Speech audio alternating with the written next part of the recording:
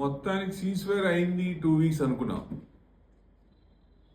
మళ్ళీ మొదటికే వచ్చింది మోసం.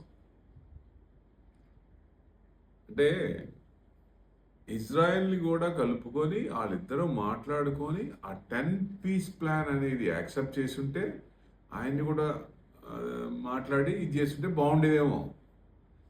ఎప్పుడైతే ఆయన తీసుకోలేదో, ఎందుకు పీస్ ప్లాన్ తీసుకున్నారు, ఎందుకు యాక్సెప్ట్ చేశారు, అంతకుముందు ప్లానే అది 10 piece plan.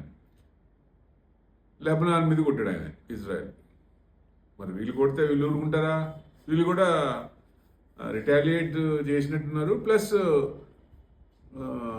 Straight of Hormuz close చేశారు ఇమీడియట్గా. అంటే జనరల్గా రోజుకి 100 నుంచి 120 షిప్స్ పాస్ ఆన్ అవుతాయి. 4 షిప్స్ పాస్ అవుతున్నాయి ఇప్పుడు. నిన్న కొంచెం 2-3 వచ్చి ఉంటాయి అంతే. కానీ ఇమీడియట్ క్లోజ్. మళ్ళీ ఏషియన్ కంట్రీస్కి వెళ్ళి మళ్ళీ మొదలు క్రూడ్ ఆయిల్ మళ్ళీ ఇబ్బందే. సో ఏది ఏమైనా సండే జేడీ మ్యాన్స్, ఇరాన్ వాళ్ళు most eminent people are going to meet in Pakistan.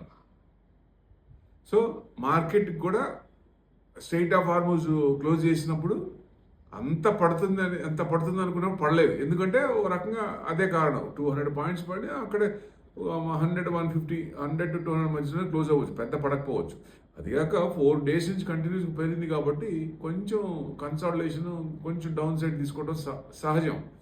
అది పెద్ద ఇబ్బంది పడాల్సిన పర్లేదు. సండే మటుకు రివర్స్, అది కాలేదు అనుకున్నప్పుడు మళ్ళీ కొంచెం టెన్షన్ మొదలవుద్ది, మార్కెట్ రివర్స్ కూడా మొదలవుద్ది. అంటే క్రూడ్లో ఇది అవుతుంది, మార్కెట్ కూడా పడే ఛాన్సులు ఉంటాయి. ఇది మనం చూడాలి.